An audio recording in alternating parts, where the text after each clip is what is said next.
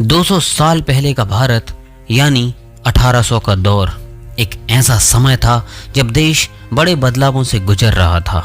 यह वह समय था जब भारत में अंग्रेजी हुकूमत अपनी जड़ें गहरी कर रही थी, लेकिन भारत की आत्मा अभी भी जीवंत थी। यह कहानी आपको उस दौर के भारत की संस्कृति, सामाजिक व्यवस्था, जीवन शैली और संघर्ष की एक झलक दिखाएगी। 1800 के भारत में गांवों का जीवन सरल लेकिन कठिन परिश्रम से भरा हुआ था। गांवों में मिट्टी के कच्चे घर, चौपालों पर बैठकर होने वाली चर्चाएं, तालाबों के किनारे चरती गायें और बैलगाड़ियों की आवाजें आम थीं। लोग मुख्य रूप से खेती और कारीगरी पर निर्भर थे। किसान हल और बैलों की मदद से खेत जोतते थे और महिलाएं घर के कामों के अलावा कृषि कार्यों में भी हाथ बटाती थीं। तो बने रहिए वीडियो के एंड तक। गांव में पंचायतें न्याय और प्रशासन का मुख्य केंद्र हुआ करती थीं। राजा या जमींदार की देखरेख में गांवों की व्यवस्था चलती थी। गांवों में मेलों और त्योहारों की धूम होती थी, जहां लोग अपनी फसल की खुशियों को मनाने के लिए इकट्ठा होते थे। भारत के प्रमुख शहर जैसे दिल्ली, काशी, पटना, मद्रास, मुंबई और कलकत्ता व्यापार और कारीगरी के प्रमुख केंद्र थे। बाजारों में कारीगर अपने हाथों से बने कपड़े, आभूषण और अन्य सामान बेचते थे। कोलकाता और मुंबई जैसे शहरों में अंग्रेजों के व्यापारिक ठिकाने बन चुके थे। व्यापार मुख्य रूप से मसाले, कपास, चाय, चंदन और हथकरघा से बने कपड़ों पर आधारित था। अंग्रेज व्यापारियों ने धीरे धीरे भारत के व्यापार पर कब्जा जमाना शुरू कर दिया था, जिससे देश की पारंपरिक अर्थव्यवस्था प्रभावित हो रही थी। उस दौर तक अंग्रेज भारत के बड़े हिस्से पर कब्जा कर चुके थे। ईस्ट इंडिया कंपनी ने अपनी सत्ता को मजबूत करने के लिए स्थानीय राजाओं को कमजोर करना शुरू कर दिया था। अंग्रेजों ने कई नीतियां बनाई, जिससे किसानों, व्यापारियों और आम जनता का शोषण होने लगा। किसानों को भारी कर चुकाने पड़ते थे, जिससे वे कर्ज में डूब जाते थे। अंग्रेज जमींदारों के माध्यम से किसानों से अत्यधिक कर वसूलते थे और जो किसान कर नहीं चुका पाते थे उनकी जमीन छीन ली जाती थी। न्याय केवल अमीरों के लिए था। भारतीयों को न्याय के लिए अंग्रेजी अदालतों के चक्कर लगाने पड़ते थे, लेकिन वहां भी उन्हें न्याय नहीं मिलता था। भारतीय बुनकरों और कारीगरों का व्यवसाय नष्ट हो रहा था, क्योंकि अंग्रेजों ने भारत में सस्ते मिल मेड कपड़े बेचना शुरू कर दिया था। इससे भारतीय हथकरघा उद्योग लगभग खत्म हो गया। उस दौर के भारत में संस्कृति और परंपराएं बहुत मजबूत थीं। संगीत, नृत्य, वास्तुकला, चित्रकला और साहित्य अपनी ऊंचाइयों पर थे। भारतीय ग्रंथों का अध्ययन मंदिरों और गुरुकुलों में किया जाता था। भारतीय समाज जाति प्रथा और सामाजिक नियमों में बंधा हुआ था। ब्राह्मणों, क्षत्रियों, वैश्यों और शूद्रों के लिए अलग अलग कार्य निर्धारित थे।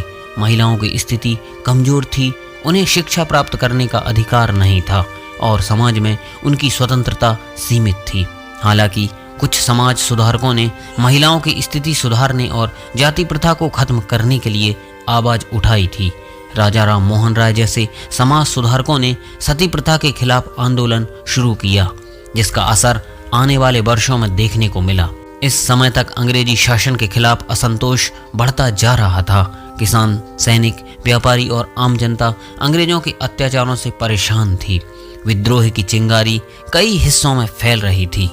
उस दौर में ही अंग्रेजों और बर्मी सेना के बीच प्रथम एंग्लो बर्मी युद्ध हुआ था, जिसमें भारतीय सैनिक भी शामिल थे। भारतीय सिपाही अंग्रेजों की सेना में भर्ती किए जाते थे, लेकिन उनके साथ दोयम दर्जे का व्यवहार किया जाता था। धीरे धीरे लोगों ने समझ लिया कि अंग्रेजों के अत्याचारों को रोका नहीं गया तो आने वाली पीढ़ियां गुलाम बन जाएंगी। यही वह दौर था जब भारत में स्वतंत्रता संग्राम की नींव पड़ रही थी। भारत के लोग धार्मिक रूप से बहुत आस्थावान थे। मंदिरों, मस्जिदों, गुरुद्वारों और चर्चों में लोग बड़ी श्रद्धा से पूजा अर्चना करते थे। धार्मिक यात्राएं, कुंभ मेला, गणेश उत्सव, दुर्गा पूजा और दिवाली जैसे त्योहार बड़े धूमधाम से मनाए जाते थे। संतों और साधुओं का समाज में विशेष स्थान था। वे धार्मिक शिक्षा देते थे और समाज में नैतिक मूल्यों को बनाए रखते थे। 200 साल पहले का भारत प्राकृतिक सुंदरता से भरपूर था। घने जंगल, बहती नदियां, हरे भरे खेत और पहाड़ों की चोटियां भारत की सुंदरता को चार चांद लगाते थे। लोग मिट्टी के घरों में रहते थे, हाथ से बने वस्त्र पहनते थे और अपनी आवश्यकताओं के अनुसार सरल जीवन जीते थे। भारत के गांव आत्मनिर्भर थे। लोग अपने खेतों में अनाज उठाते थे, पशुपालन करते थे और कारीगरी में निपुण थे। व्यापार का प्रमुख साधन बैलगाड़ियां, घोड़े और नावें थीं। रेलगाड़ियों का आगमन अभी नहीं हुआ था और लोग लंबी यात्राएं पैदल या घोड़ों पर करते थे। शिक्षा का प्रमुख केंद्र गुरुकुल और मदरसे थे। यहाँ बच्चों को वेद, संस्कृत, गणित, ज्योतिष और दर्शन पढ़ाया जाता था। उच्च वर्ग के लोग ही शिक्षा प्राप्त कर सकते थे, जबकि निम्न वर्ग के लोगों को शिक्षा से वंचित रखा जाता था। हालांकि अंग्रेजों ने अपनी शिक्षा प्रणाली लागू करनी शुरू कर दी थी। उस समय उन्होंने कुछ स्थानों पर अंग्रेजी स्कूल खोलने शुरू कर दिए थे, जहां भारतीयों को अंग्रेजी पढ़ाई जाने लगी। 200 साल पहले का भारत संघर्ष, समृद्धि और बदलाव का देश था। एक तरफ जहां इसकी संस्कृति, परंपराएं और प्राकृतिक सुंदरता बेजोड़ थी, वहीं दूसरी तरफ अंग्रेजों का अत्याचार, सामाजिक कुरीतियां और आर्थिक शोषण भी था। लेकिन यही वह दौर था जिसने भारत की स्वतंत्रता संग्राम की नींव रखी। धीरे धीरे लोग अंग्रेजों के खिलाफ संगठित होने लगे।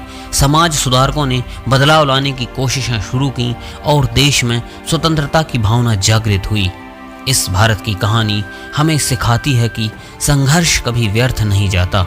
जिन लोगों ने उस दौर में अन्याय के खिलाफ आवाज उठाई, उन्हीं के प्रयासों का नतीजा था कि भारत ने 1947 में अपनी स्वतंत्रता प्राप्त की।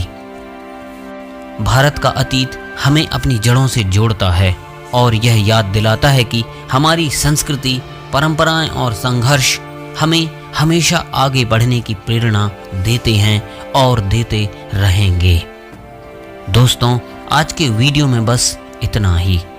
जय हिंद।